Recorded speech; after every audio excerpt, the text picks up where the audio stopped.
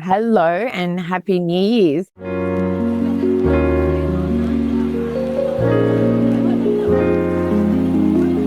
Hi, lovely. I'm Dr. Ambra Brown. And I'm Tash Alvaro. Welcome to Two Single Mums and a Donor Daddy. Where two complete strangers are connected by choosing the same donor daddy. And now we're having real conversations about the journey to solo motherhood by choice. And how to prepare for it mentally, physically, emotionally, and even intuitively while creating the path to motherhood on your terms.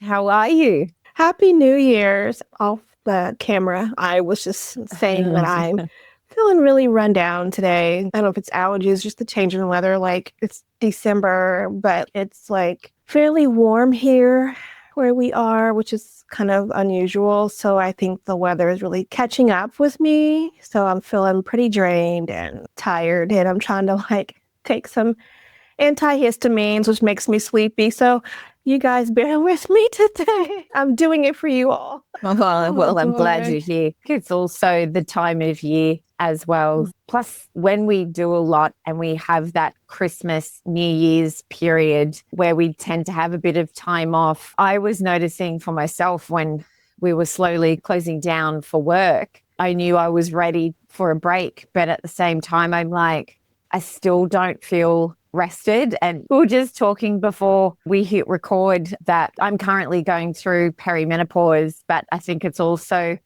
other factors as well, and looking at my health and going, okay, I really need to be on top of that a lot more and being quite conscious of taking good care of myself instead of just going, oh, I'm looking forward to the break. I just need a break. It's like, okay, there's quite a number of other factors that I've got to take into consideration to make sure that overall, just taking care of ourselves. But it's this time of year too. Yeah. I'll jump back to it with you and how your New Year's, Christmas went. This is perfect timing because this is about health. And we talked about perimenopause, but we talk about fertility health and how important that is. So that's a great segue to what we're going to talk about later. But it's true. It's really important. Like, resting is good and you should rest, but also be aware and mindful of what is the cause of what you're feeling health-wise, and definitely checking it out before it gets to be too late. Well, it's never too late, but it's just always good to be proactive if you can, or at least be on top of it if you're able to kind of prevent further surprises down the road. So it's perfect. But anyway, so we'll get into that. But I definitely wanted to know how you said you're talking about New Year's and Christmas and how you were at your sister-in-law's house. Is that right? Yeah. So my brother and sister-in-law's place. So it was just the immediate family. It was really nice, but their place isn't very big, which is not a bad thing. However, when you've got something like, I think there was 13 of us, 14 of us in this small space, and you've got kids, it gets loud. Yeah. But it was still great. We had always too much food. Being Italian, we still cook as if there's going to be 100 people coming over. It's ridiculous. We can never downsize with our food. But no, it was great. The kids had a blast and it was good company as well. And New Year's was fairly quiet. Just went to a friend's house and the kids, like I said, we just had pizza and us adults just lots of chatting, and the kids were playing games, and we were home well before midnight and in bed well before midnight. So my son wanted to stay up till midnight, and I was like, it's not happening. It's not happening. And he's like, but why, Mum? I just want 1 year that I can. I said, yep, when you're older, because he's like me, and I don't know how you are with late nights, but if I don't get enough sleep, I am cranky the next day. I don't function very well, and my son is very much the same. Very much the same. So I thought it's not going to be fun having two of us cranky on New Year's Day. No, that's not a good way to start. That's it. Yeah. So how was your Christmas and New Year's? Yeah. So for those who are listening and it's already past the holidays, perfectly fine. We're just expressing how things went. So yeah, it was quiet. I mean, it was nice. Like my mom was finally home for the holiday. So if you all have been following me or loosely following me, you know that there's been some issues with my mom, and I've had to take a nice little hiatus from social media. And my mom is finally home and basically has her first holiday. She's celebrating with family. So we were able to go over to my brother's house and his family and celebrate over there. And we didn't do anything too crazy. We had our usual Christmas brunch, and we exchanged gifts, but honestly, we really weren't going to be doing any exchanging of gifts just because it's just been really crazy for the whole entire family. It's been crazy since October with everything happening, but we wound up doing a little bit of exchange, but it was good. So yeah. And then New Year's, we just stayed at the house and just had a New Year's brunch. I helped my mom make the meal. We just kind of did our own thing. But Ashton, on New Year's Eve, my son, he did stay up. It's been a winter holiday for him. And so I've let him stay up longer than I usually do. And he did make it to New Year's. Actually, it was so cute. I'll share this with you. So he was in his bed watching TV and he had the computer on and he Googled the New Year's countdown. So he had the countdown on the computer. And so it was maybe about 5 minutes before it hit 12. And so I curled up with my son in his bed and we watched the clock count down. And it was just really nice, that moment with him, his first time, I think, being aware and counting down to the new year. So that was something that was really cute that we did from New Year's to the countdown to New Year's Day. So that was cute. That's gorgeous. I love that. Yeah, I would really love to do that in the future with Zenon. Like I always say, I'm not going to lie, I need a nap during the day if I'm going to have a late night. That's just where I am. I have to take that into consideration. I totally agree. And that's perfectly fine. I wish that we all, I think I may have taken a nap. I know at least rested, but that's just so good to have anyway. So there's nothing wrong with that for sure. That's exactly it. Yeah. So like we said before earlier, and we were talking about health and just checking in with ourselves and seeing what we need to do. This is a perfect for topic today. And I didn't know if you were ready to talk about that, Tesh, or not. Absolutely. Yes. Okay. Awesome. I'm excited about it. Something that I had talked about, some time ago. For those who don't know, and I'm going to share this first because you want to be clear and understand, although you see on there that I am Dr. Ambra, I am a doctor, but I'm not a medical doctor, but I am a health educator as well as someone who works with people who have physical and functional impairments. But I do spend a lot of time working with women, educating them on their health and monitoring women who are preparing for pregnancy and then into postpartum as well. So what I'm going to share with you, what Tesh and I are going to share with you, and Tesh is not a doctor either, but she's also an educator as well. But we're going to share our experiences about our health, but also briefly and generally talk about things that we are aware of, and then encouraging you all to talk to your doctor or doctors about your health. Because again, we are not medical doctors. We're just giving you our experiences, and you just take that and you bring that to the table with your practitioners. So I just want to put that out there before we go into this topic so that there won't be any misunderstanding. When I first got my certification was in health coaching, and particularly pregnancy health coaching. We did study health with pregnancy, and then I further just kind of did some reading and researching about my health and also certain lab work. So if you all were following back in the day when I was really going into fertility talks on my Instagram page or my feed, I talked about fertility, common conditions, and certain lab works that would be really important for you all to really think about and asking your doctor about. And so I also talk about this in my one-on-one coaching with people who are looking to further go into becoming a single mom by choice. But with that being said, I'm going to share some things a little bit about that. But overall, I want you all to know that we're sharing our personal experience and the things that I have briefly talked to my clients about. Not briefly, but we did talk about it. But I'm, again, not a doctor, so I do always encourage them to like go further and talk to their practitioners. But I'm excited about it and want to go forth because I know Tasha and I have our own personal journeys with some fertility conditions that affected us and allowing us to like be able to navigate and be proactive in order to become the moms that we are today. So I don't know, do you want to go into your story or what would you like to start with? Yeah, that's perfectly fine. So with myself, and as Amber had said earlier, please understand this is from our own personal experience. So I am naturally anemic, and a lot of people will be like, what does that even mean?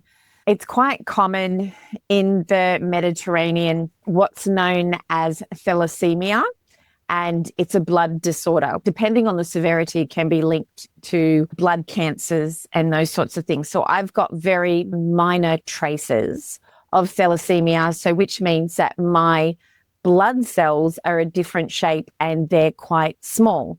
So which means that I'm naturally anemic because of this. So I have to make sure that I keep my iron levels up.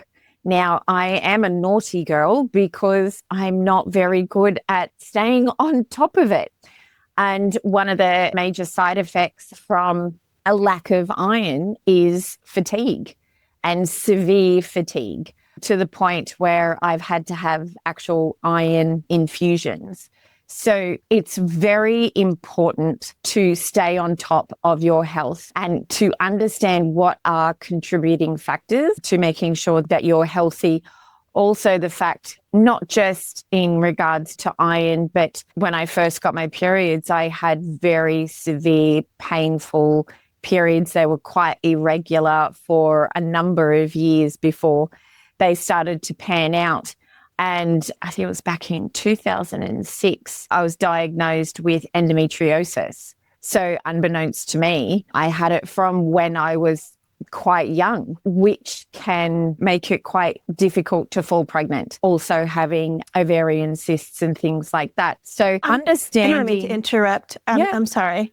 Because I know that social media, we're able to have access to a lot of things and knowledge about certain things. But can you just back up a little bit and just briefly just explain to those who may not know, like what exactly is endometriosis, and then also explain what ovarian cysts from your viewpoint? Yes. So what I was informed in regards to endometriosis is it's scar tissue that develops on the uterus, but also can expand into the bladder and further through the body. So I know of quite a number of women, theirs was extremely severe in comparison to mine. So from what I was explained back in 2006 was that there's two types of women where once you have this surgery, it may not return, but then there's also having surgery and it returning. So it really does depend. Unfortunately, back then, the only way of finding out if you had endometriosis is surgery.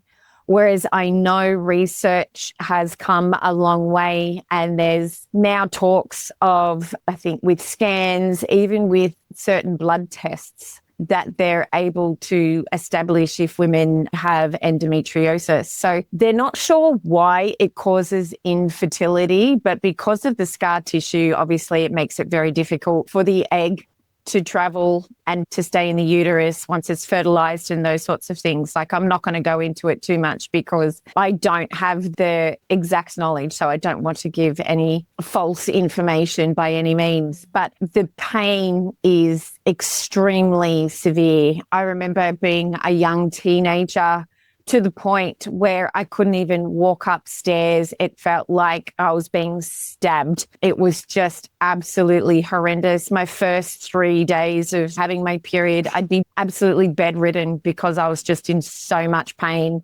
My mum just didn't know what to do with me, and they were really heavy periods as well. So yeah, it was just really difficult. So with ovarian cysts as well, again, sometimes it can be hereditary. My mum had experienced ovarian cysts as well as other family members. So when I had the surgery of having the endometriosis removed, it was actually more to have the ovarian cyst removed. Yeah, so I had quite a large one on my right ovary and it was on the verge of bursting. And I was doubled over in pain at work, just not knowing what was going on. And it was almost like emergency surgery because the pressure that it was putting on my right ovary, they said, we need to remove this. They found another one that was hiding behind that one. And then once they went in, that's where they found the endometriosis as well. Like it was just one thing after another. And I was like, okay, now this makes sense. I understand what's actually happening to my body and why I've been in so much pain, and understanding why my periods were so heavy and painful and just debilitating as well. Really debilitating. Yeah. So that's why it's so important. And I know that a lot of us women are now becoming quite on top of it. And with the likes of social media, there's more people discussing it. There's more information on it, but it's also making sure that you are getting the correct information as well. And as Amber said before, we are not medical doctors in this field. We're just explaining our personal journeys with certain health issues. And so it is so vitally important that you do speak with your doctor in regards to your health, because it does make such a difference once you have an understanding of what's going on with your own body. And I'm just going to lean into in regards to intuition and understanding and being really connected to your body as well, because sometimes when we're overloaded with information, we're accepting a lot of the information outside of us and not really sort of tuning into our body and understanding what's really going on, because we're being influenced by other people's experiences and those sorts of things. So I really want to touch on, like, please take into consideration your own health, right? Understanding what's going on with your body and speaking to the right practitioners in regards to that, because only you understands your body. That's what's really important here. Yeah, and you did great explaining that. I actually do talk about those things within my one-on-one coaching program, but I also have a resource guide that talks about that as well. But you explained it beautifully, and I won't go into detail, but if you are interested in learning more, then definitely you can reach out to me and I can talk to you more about that.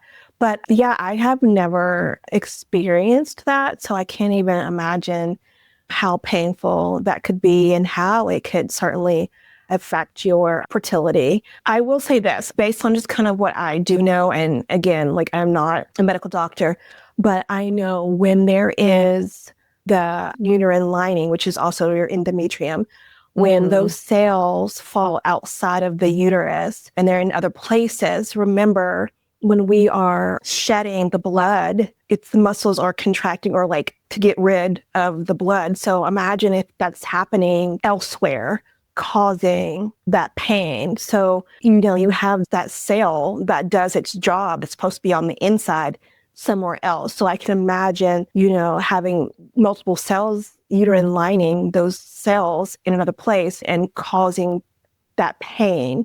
So it's definitely important to make sure that you do get checked out and talk to your doctor to see what can be done.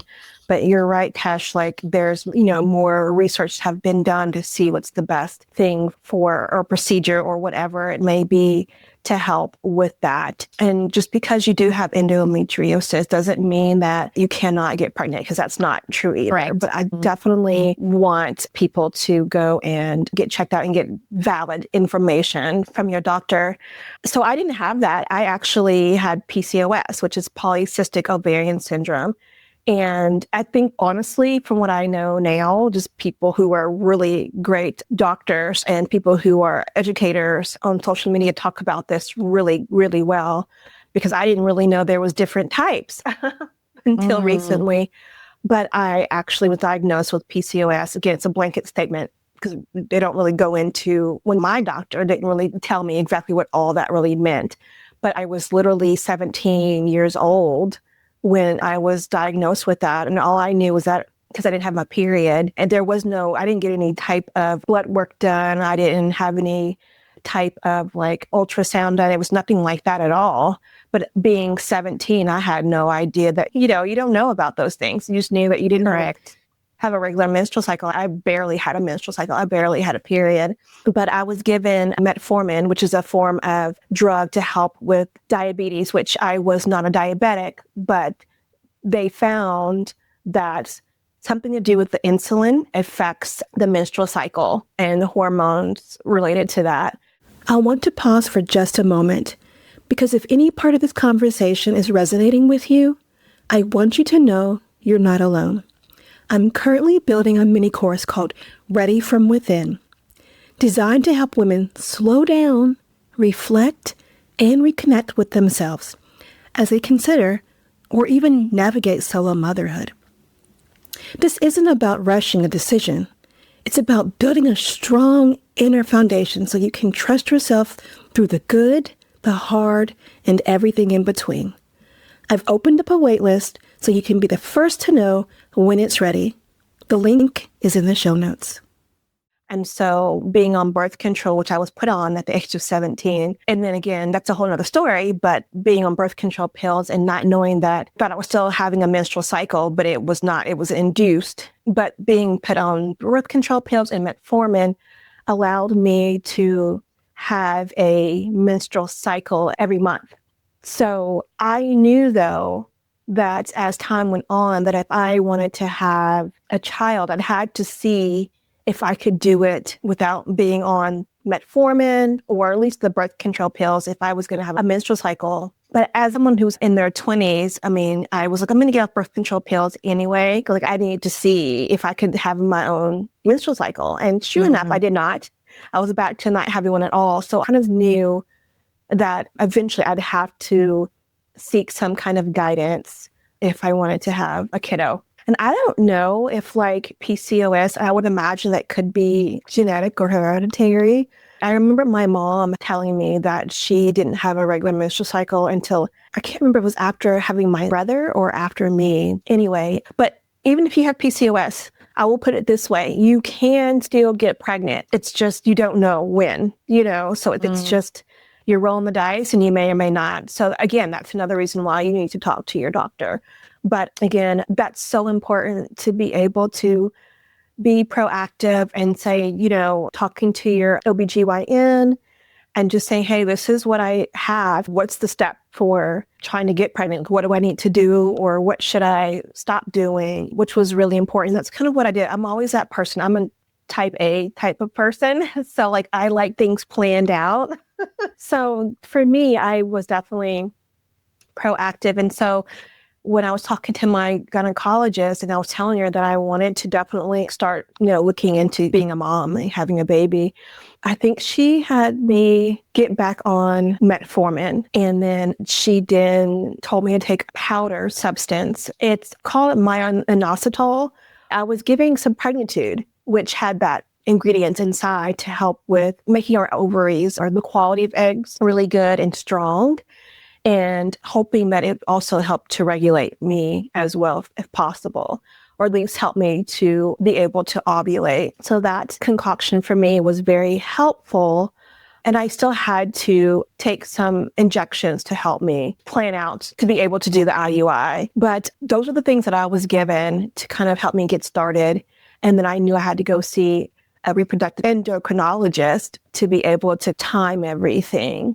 And obviously that's where the lab work was important, to look at certain hormones and get the quality of the eggs, and also looking at how to get an ultrasound to see if I was actually had PCOS. And I've still never really figured out if I was or not, because they were telling me that my ovaries or my eggs looked good inside my ovaries, but I wasn't able to kind of like jumpstart my period. So something was not quite right. But I will say again, like, it's just really important to like get your lab work done to figure out what's going on. So looking at your LH, FSH, LH is luteinizing hormones. FSH is follicle stimulating hormone. And then also looking at your estrogen levels, your testosterone levels, your progesterone levels. And for me, because I had PCOS, they usually say that your androgen hormone can be very high, which is something that men have a lot more of, causing like facial hair and just different things like related to PCOS, which I did not have, but that can also trigger you having issues that can prevent you from having a normal menstrual cycle. So all of those things and so much more would be important for you to just know ahead of time if you're able to, so that you will not be surprised when things kind of come awry, or at least be proactive so that you can start doing things to help be able to make it easier for you to get pregnant. But also too, if you're unsure of what all these things mean, then that's a good time to also talk to your doctor to really explain and lay it out for you. Like, what does all this mean? How does this affect me? How will it affect me with trying to conceive? I know I'm talking a lot, but it's just trying to think about all these things. But like, it's important to also just making sure like your female anatomy is doing really well. Like, you mentioned, your endometriosis and the ovarian cysts. So it's important to get your transvaginal ultrasound to make sure that everything's looking really good on the inside, so that if there is scar tissue, if there's any cyst or any fibroids, because those are common too, any of those things that you can go ahead and see and go ahead and get that taken care of before you actually start the process of working on getting pregnant. Those are just so important so that you can put your best foot forward and be aware and not be surprised, instead of just trying to do it as you're going through it, because that can make it take longer. Because if you're like, oh, I'll just go ahead and try to get pregnant, and then things awry, but at your timetable that you had in mind might take a little bit longer because you're having to now address things that maybe you could have been able to do in the beginning. So we say these things now because it's just really important for you to know how your body's functioning or not functioning, and being able to be comfortable in talking to your doctor about these things. Agreed. Absolutely. I think it's so vitally important to look into it, regardless if you're in a relationship or you're deciding to go solo motherhood by choice. It's really good and important to have an understanding. And I know that we'll touch on the topic further down the track as well. But like I said, in regards to thalassemia, so my parents had to be tested before they had children, because they needed to understand the severity of it, as I said, because it's quite common in the Mediterranean. And so this was something that I had to also look into when I was choosing a donor daddy as well. So as I said, we will get into this topic down the track. So this is why it's so important understanding your health,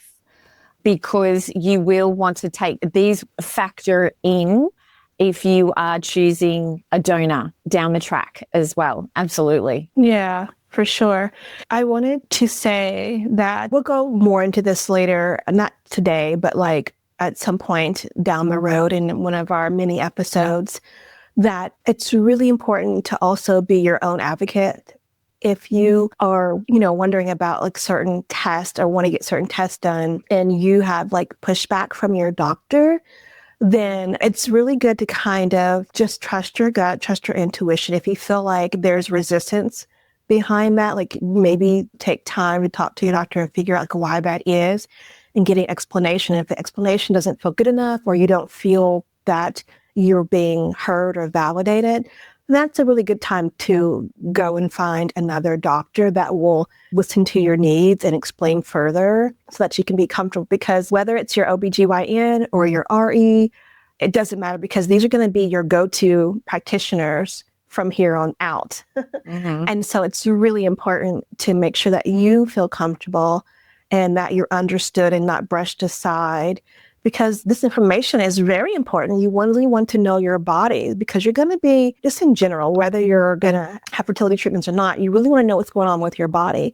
But definitely when you're going through IUI and IVF, those are very complicated, timeful situations that you have to understand in order to get things right.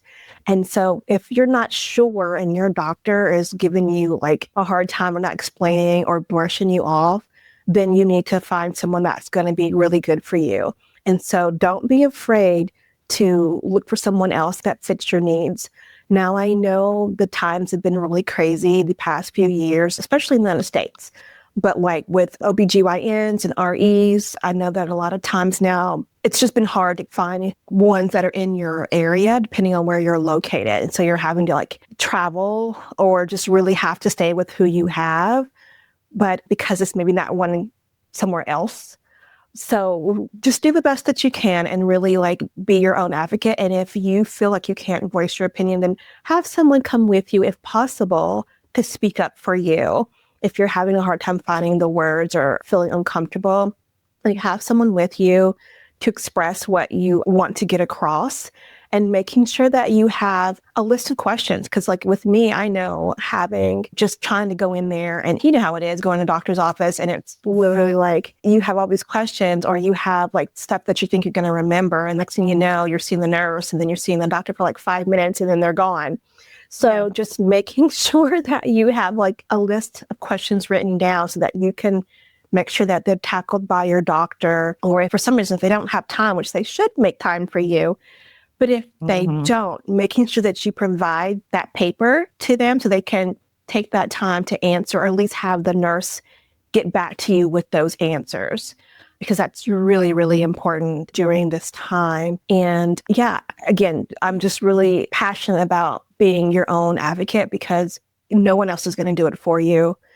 And you need to feel safe and comfortable to ask these questions, because it's your body. You're going through the process. And everybody's different. And I know that doctors see so many people all the time and they just assume stuff. But if this is new for you, and even if it's not new for you, and maybe you didn't understand this the first time around. So no matter how many times you need something answered, don't be afraid to ask the question until you get it answered. So those are my things that are so important about your health, is making sure that your questions are answered and that your needs are met and that you feel comfortable reaching out to your doctor. And if you don't feel comfortable, or if there's an issue, then if you're able to find someone that can help you answer those for you as far as your health, because it's really important. Absolutely agree. And I just want to touch on what Amber said, like, so having questions ready, but also having someone with you that may have gone down a similar path, or just someone that you know and trust. Through my journey, I had my mother with me because she is a bulldog when it comes to asking questions.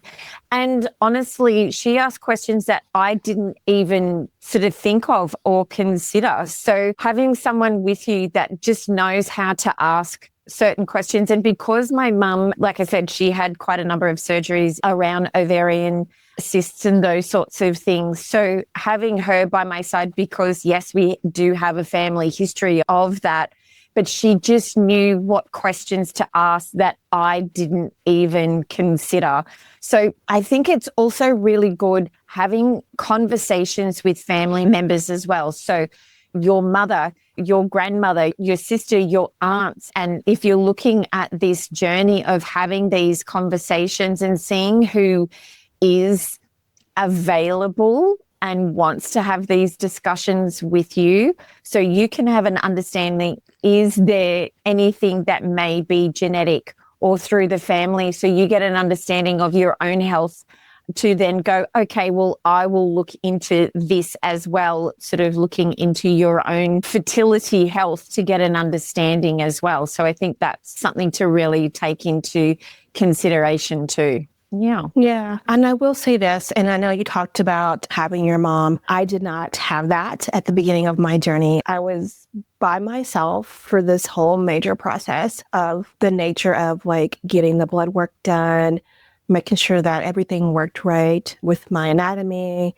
the hormones were good, just even like making sure I found the right doctor for me. All of that was by myself. So I'm not to say that it might be where you are by yourself. It's great to have a support system. And so I really encourage you to be able to do that. But if for some reason, like I had my best friend, but she had her own, like there's no way she could attend to me. She was a single mom too as well. And so she couldn't like come and help me, be there with me because she had a child to take care of. That's why I say like, if you're able to be your own advocate and be able to just have your own convictions, which goes back to what we talked about before, knowing who you are and understanding your values and your principles and your boundaries.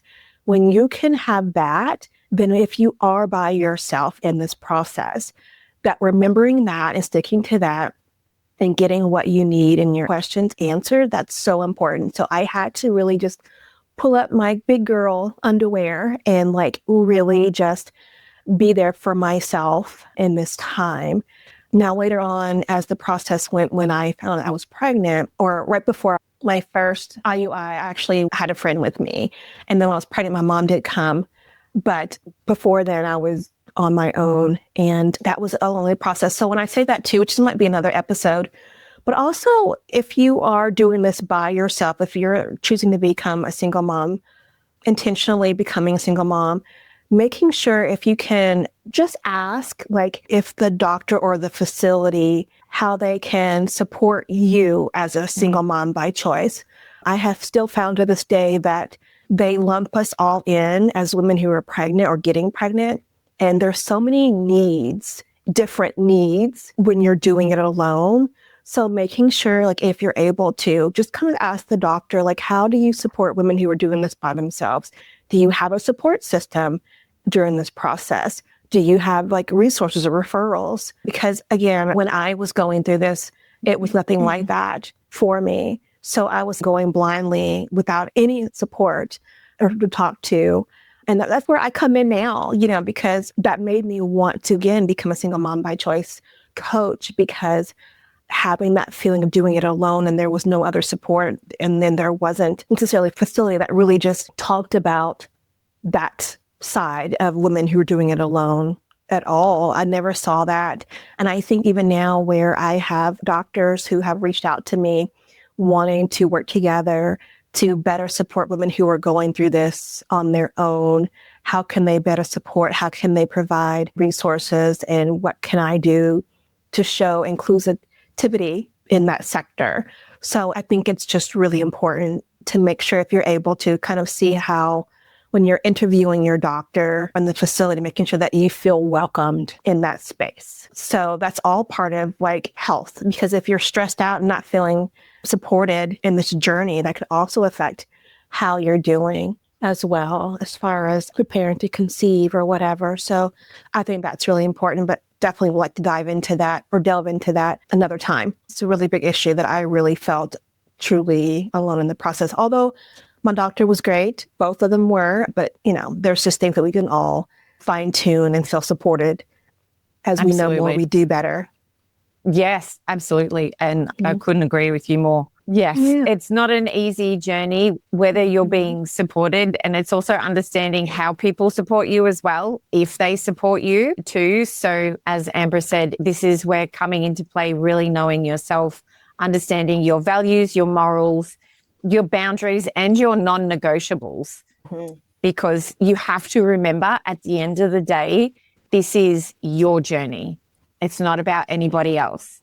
This is why making this decision, it really comes down to you and what you want. And that's what you've really got to take into consideration. Absolutely. And I will say this, one more thing, and there's a ton of stuff that I don't know about you, we can keep going. I know. There's a ton of stuff. And I know probably we've missed something along the way, but I promise that we will go into more another time. But we wanted to be like, just give an overall view, broad view of this. But I will say, for me, I already said, as far as your call to action is to make sure you write down your questions. Make sure that you feel comfortable with your doctor. So interviewing your doctor, making sure that you feel comfortable. But also too, and I say this time and time again, journal if you're able to. Journal and making sure you're asking the right questions and that feels good to you.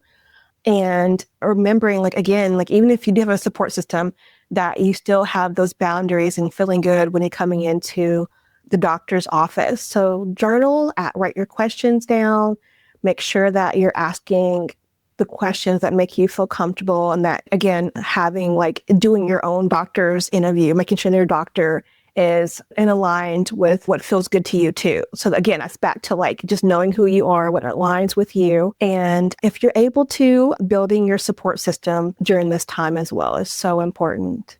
So those are the things that I can think of immediately right now that might be helpful. Absolutely. I think it's great. Also, one thing I want to touch on as well is breath work. And the reason why breath work is because when we can get overloaded with lots of questions in our head, and that's why, as Amber said, writing things down, writing those questions down, also journaling helps what you're feeling to get out on paper. Also, breath work really allows you to connect to your body and to what is there for you, because your body will let you know exactly what needs to come to the surface. And it allows you the opportunity to acknowledge what's there for you, regardless of what emotion or what comes through. You're allowed to feel anger. You're allowed to feel shame. You're allowed to feel guilt. You're allowed to feel fear. What it is it's just not staying in those. And it's bringing them to the surface. It's acknowledging them. It's viewing them with absolute love as well. So remember that too. Remember your breath. It's really important. When you start to feel tight in the chest, really expand your breath. Get the opportunity to breathe deep. And we're here to support you. So remember that too. Absolutely. We're here to support you throughout the whole journey. Yeah. We're here to hold your hand and give you so much love and support. So don't hesitate to reach out to us. We are definitely here. We want you to succeed and feel good about this journey, whether you, again, decide to become a single mom by choice, or if you just want to be a mom and partner up, that's fine. We're all here to support you, encourage you, and give you so much love. So that's what we're here for. Absolutely. Yeah. So with that being said, make sure that you guys comment below. We love to hear you guys, what your thoughts are, sharing your experiences, giving us feedback, just whatever is on your heart. We love to read those so we can be here to support you better. And certainly you can email us at our Two Single Moms and a Donor Dad email. And make sure you check us out on our YouTube channel. If you're listening to the audio, check us out, see what we look like, and know that we are truly two people who just care about you guys, and we're showing you so much love through our channel. And by all means, again, email us. We'll get back to you if you have any questions. And make sure you subscribe, share to anybody that really would need this or think would be beneficial to them in their life and going through this journey. Yes, please don't be afraid to ask us any questions. You can pop them below. You can email us, and also you can reach out to us on our social media as well. So the handles are available for you as well. So we're here to support you throughout your journey. So thank you so much. I love being with you today. Yeah, it's been awesome. Thank you. Yes, everything's in our show notes. Woo-hoo. Thank you. Bye, guys. Bye.